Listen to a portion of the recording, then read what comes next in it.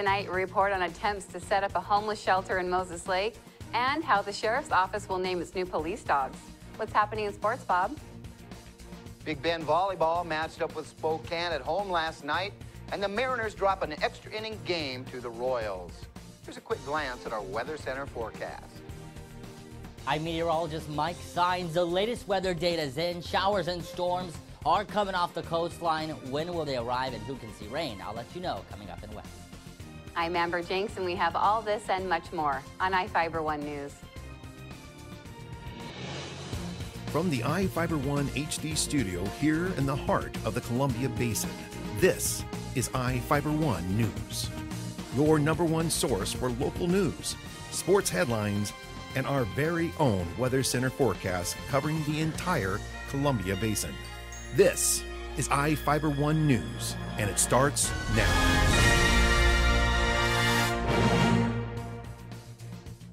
Grant County officials are hoping to set up a warming station for the homeless. The Grant County Homeless Task Force is looking for a place to rent and groups to manage a place for the homeless to go during the winter months. The Grant County Housing Authority reported finding 131 homeless people during the 2015 point-in-time count in January. The volunteers counted 47 people living in the Moses Lake area.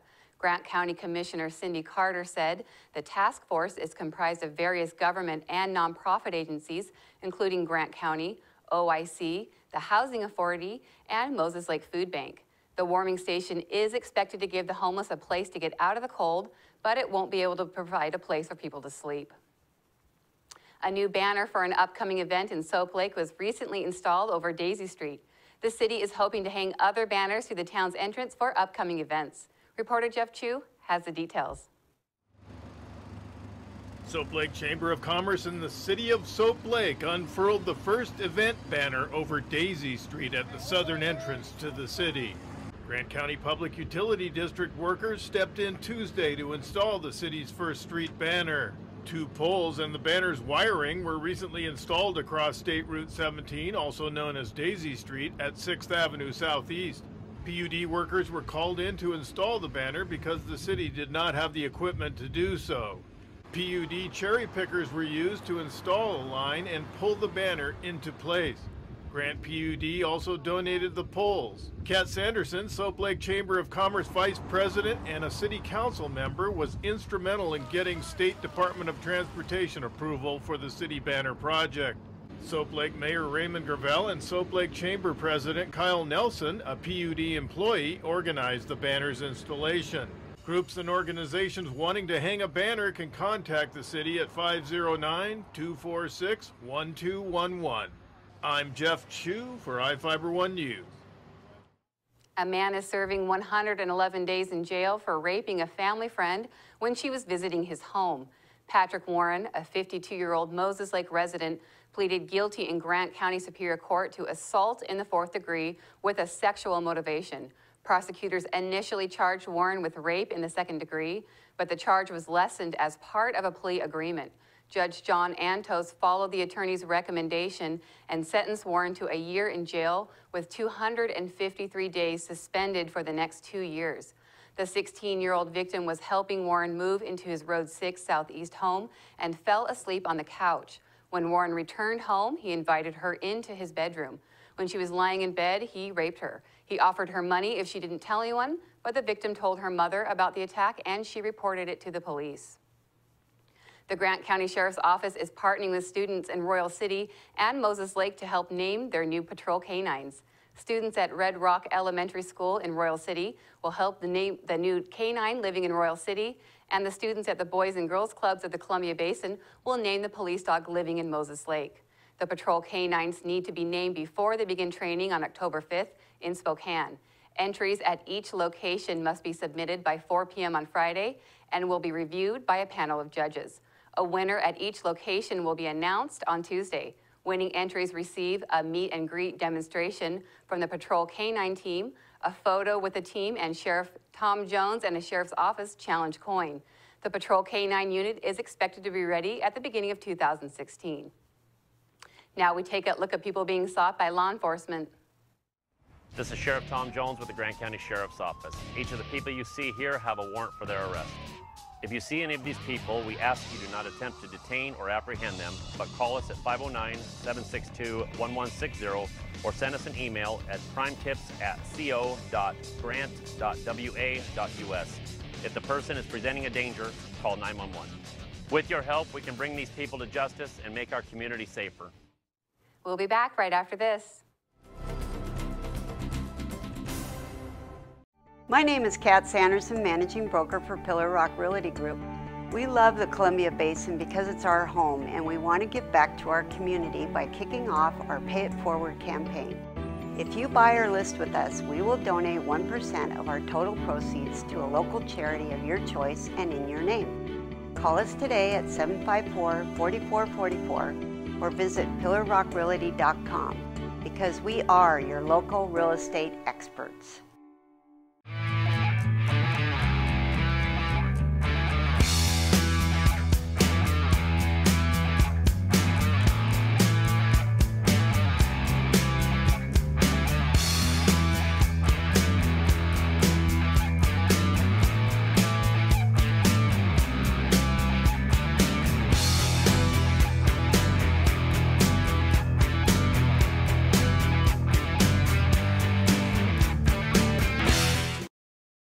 Hi everyone, I'm Chaselyn Rodriguez bringing you your local weather. This weather segment is brought to you by Barry Motors, one great place to buy and service a car. Dry and mild conditions remain in control. For today, we had a wonderful first day of fall around our air with temperatures above the normal for this time of year. On Thursday, should be the warmest around that 80-degree mark, and then coming through for the weekend, we'll get more average temperatures. Now, there is a weak system approaching the area by Thursday into Thursday night towards the coastal area, bringing that threat of showers with that slight chance of thunderstorms, but it'll remain towards the northwest of our state and then heading towards the panhandle. Let's take a look at the almanac within the past 24 hours. We started off the morning in the lower 40s, temperatures below the normal for this time of year. However, those maximum temperatures slightly above the normal, around 77 degrees, and that record high of 92 degrees in 1987, sun setting at 6:54 p.m. And right now, for Moses Lake, we started off those temperatures in the mid-30s. Pretty cold out there this morning with temperatures below the normal, and that maximum temperature very close to the normal for this time of year in the mid-70s. Sun setting at 6:53 p.m. And right now outside your door, clear skies, temperatures in the lower 70s. A pretty nice evening out there with those winds pushing through from the south up to 9 miles per hour. Dry conditions as well as mostly clear skies remain in control. However, this system approaching the area, bringing lots of cloud cover towards the coastal area, and then coming through by Thursday night, it should approach the coastal area, the northwest of our state, shifting towards the east, not impacting our area, but bringing some cloud cover and a decrease in temperatures for the weekend. Let's take a look at the coastal area. Those temperatures in the lower 60s towards Vancouver, that threat of showers. Seattle in the mid-70s. The Yakima Valley temperatures in the lower 80s with mostly sunny skies. Towards the inland northwest, those temperatures in the upper 70s, almost hitting that 80-degree mark. Let's take a closer look at our Columbia Basin. Those temperatures ranging from the upper 70s to lower 80s, temperatures above the normal for this time of year. Moses Lake in the lower 80s, as well as towards Ephrata and towards Bridgeport in the lower 80s. Royal City as well in the lower 80s. Let's take a look at the extended forecast for the week. Warmest day of the week tomorrow, Thursday, temperatures in the lower 80s, and coming through on Friday, we're expecting temperatures in the mid-70s and more seasonable temperatures coming through our way by this weekend. We're expecting temperatures in the lower 70s for Saturday as well as for Sunday, and then an increase in temperatures by the beginning of the work week with lots of sunshine coming through our way. We'll be right back with sports.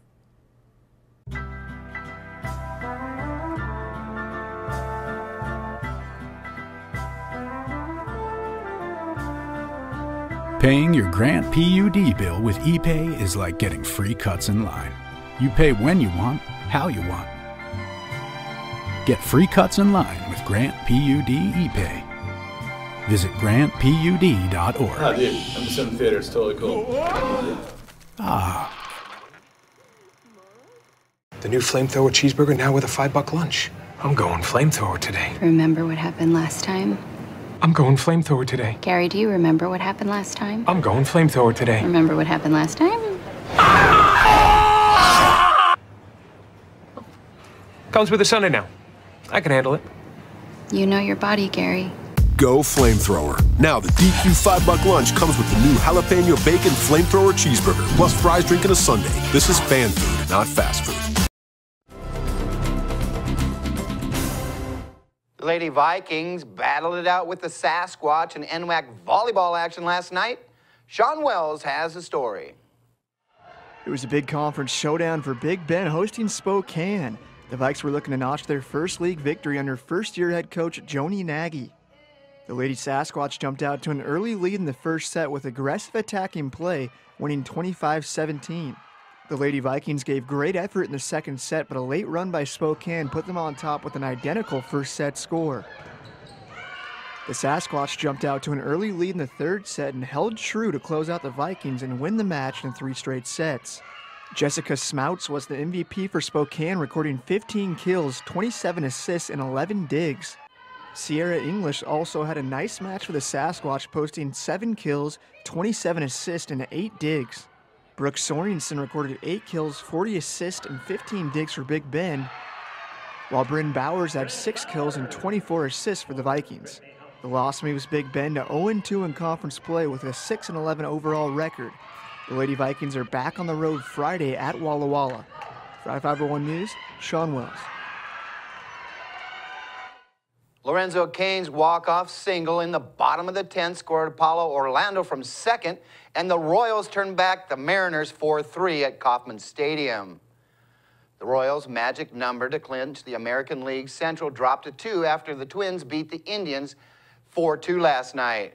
Robinson Cano became the newest member of the 2000 hit club when he smacked a 2-out single in the 8th off Kevin Herrera.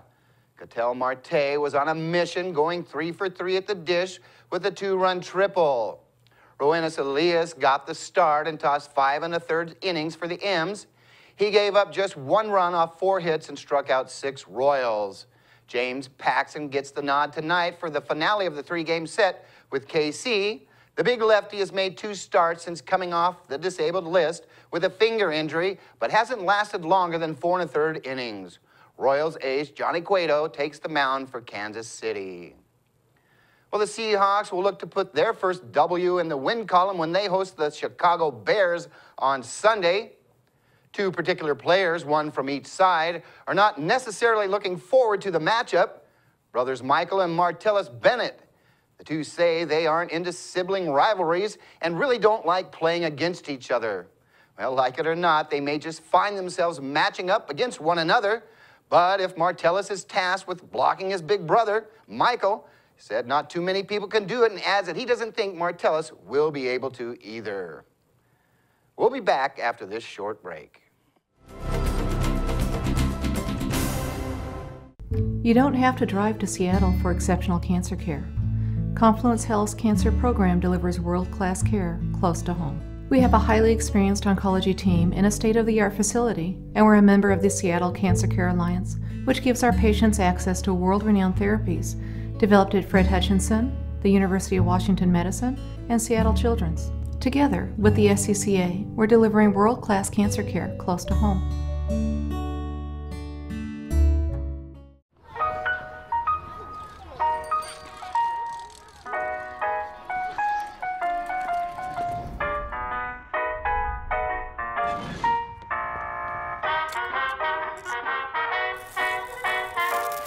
The Dodge brothers' competitive spirit and engineering prowess started long before they built their first car, and will continue long after their latest, the most technologically advanced vehicle in its class.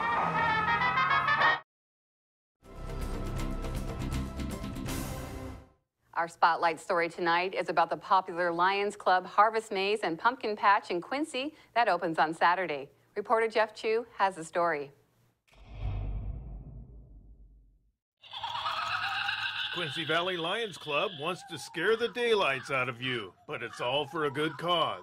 The Lions' 6th annual Harvest Maze and Pumpkin Patch fundraising event is ready to produce some blood-curdling screams beginning Saturday. The event runs from 10 a.m. to 6 p.m. Saturdays and Sundays through October 25th. Janice Stevens, a longtime Lions Club member, said the mazes are done up better than ever for children and adults of all ages. Kids picked about 2,500 pumpkins from the patch last year, and about 3,000 people attended. The club raised more than $6,000 last year. Stevens explained where the dollars go. We do 3 scholarships of $1,000. We put $5,000 towards playground equipment. We have put $2,000 towards the fire victims. We do a backpack program every year in InvestEd. It's a statewide program that helps the kids that can't afford, like, their ASB cards, things like that. Stevens said Central Washington wildfire victims are also helped by proceeds raised. We did one last year, and then for Pateros, and then we did one this year for Okanagan and Tonasket. Some new features were added to the event this year. We added another slide this year. We added some more decorations, and we'll be adding a couple new games. They should show up Saturday. Stevens described what makes the event so popular with families. It's just something different in the area to do, and I think that when the kids get out here, they don't realize how much there is to do. We have games inside the mazes that they have to find either the animals or the hidden objects, and it just keeps them occupied. And they get to pick their own pumpkin, and I think that's one of the big draws. I think the first year the slide was the biggest draw. The pumpkin patch and mazes are on part of Becerra Gardens Farm near the corner of Road 9 Northwest and Road K Northwest near Quincy. Stevens said the pumpkin patch is a partnership with the owner of Becerra Gardens. He plants the pumpkin patch for us, he takes care of it for us, and he splits the proceeds of the pumpkins with us. The farm will be open to sell produce during the weekend events. Cost of the maze and pumpkin patch is $6 per person and includes the pumpkin patch, mazes, games, and activities. Special group rates and dates are available, and the Lions Club will keep the maze and patch open on Halloween if groups contact them ahead of time. You can contact the Lions Club at 509-398-2631. I'm Jeff Chu for iFIBER 1 News. We'll be right back after this. Quincy Foods, LLC, a subsidiary of Norpac Foods, is seeking motivated individuals to fill the positions of general laborer for their corn harvest season. They have full-time seasonal openings, must be 18 years old and older, willing to work swing shift. Great people to work for in a challenging food processing environment. Apply at 222 Columbia Way in Quincy between 8 and 5 p.m. Monday through Friday, or online through WorkSource. Quincy Foods is an equal opportunity employer. Well, one thing I knew from being a patient myself was that a dental office is a scary place to come to. And so we wanted everything possible to make sure that our office is a comfortable place for our patients to visit.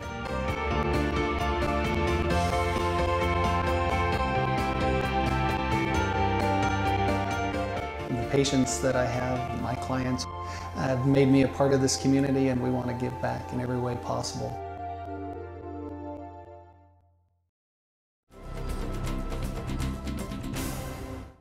Welcome back.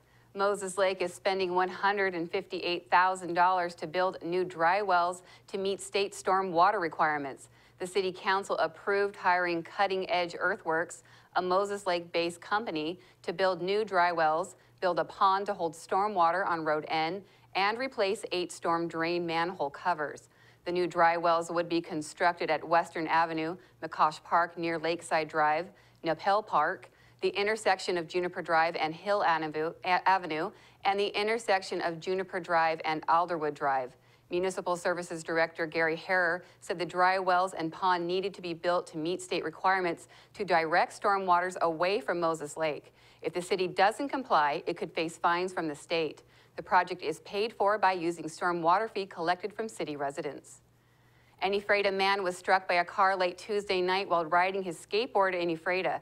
Nicholas Baker, a 25-year-old man, was reportedly riding his skateboard south on sidewalk on Nat Washington Way when he noticed a dark blue or black passenger car with lights on stopped at the driveway of St. Rosa of Lima Catholic School. According to Ephrata police, the victim told police as he crossed the driveway, the driver accelerated and he was struck by the car, rolled onto the hood and onto the sidewalk. He told police the driver was a woman and she was on her phone before he was hit. The woman reportedly drove off at a high rate of speed, and the car was last seen heading north on Nat Washington Way. Baker suffered injuries to his jaw and elbow, but was not taken to the hospital. Anyone with information can call the Ephrata Police Department at 509-754-2491. In Northwest News, China's president spent time with American high schoolers this week as part of his first visit to the U.S. since becoming president in 2013. On Wednesday, Chinese President Xi Jinping toured Lincoln High School, where he talked with some of the students. The school's choir welcomed him by singing in Mandarin Chinese. The president's visit highlights the economic ties between the state and China. Last year, Washington state sent more than $20 billion in airplanes, wheat, apples, and other products to China.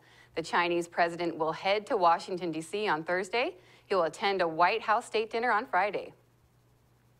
An Oregon couple is scared that they may lose their home if they don't get a problem with their phone bill fixed. The couple says they only had the phones for 1 month, but Verizon is billing them more than $2 million. For CNN, Jamie Wilson has the story. Yeah, it's been a very stressful, to say the least. Ken Slusher wired over a down payment on a brand new house, the place that he, his girlfriend, and their kids can't wait to move into. But it may not happen because of this. Your total amount due is $2,156,593.64. That's the current balance on Ken's Verizon wireless account, a service that he and his girlfriend had for 1 month last November until they started getting strange statements. And mistakes are always made and whatnot, but the number of errors and the comedy of which they happen is astounding to me right now. Their first bill should have been for around $120. Instead, it was for $698, with a previous balance of $451. The next statement asked for just $9. Ken says they canceled the service in December and returned the phones to the Verizon store in January, but the bills kept coming. Ken says customer service agents in person and on the phone promised to clear it up, but then... Our records indicate that this account is being processed or has been processed for collections. If I don't get this straightened out within the next, I would guess, 24 hours, I can almost guarantee I'll lose this house. With 2 collection agencies coming after him, Ken says his mortgage company will not go through with the home purchase. He says Verizon has admitted that it's all a mistake, but they still haven't made it right. If we can get some sort of response from Verizon or of any way, shape, or form, and an apology would be nice. That's going to do it here for us at iFIBER 1 News. We want to thank you for watching, and we'll see you again tomorrow.